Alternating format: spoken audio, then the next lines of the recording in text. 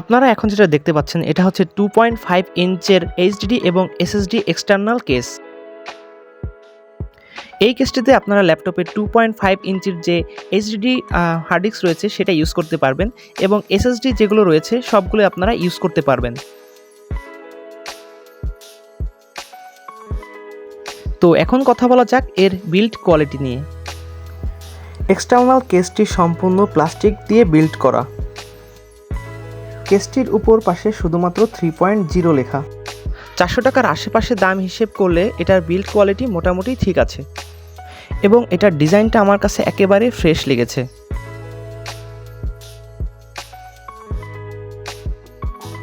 কেসটির সঙ্গে এরকম একটা ব্ল্যাক কালারের পাউচ ব্যাগ আপনারা পেয়ে যাবেন।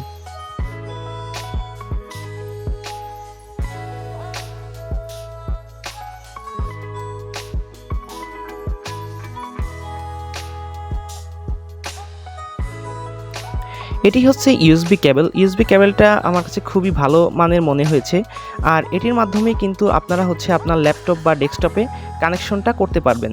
এখন চলে আসি এই কেসটার ফিচার নিয়ে।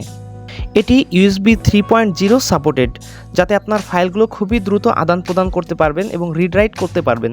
এই কেসটি আপনারা ম্যাক এবং উইন্ডোজ দুটোতেই কিন্তু খুব ভালোভাবে ইউজ করতে পারবেন।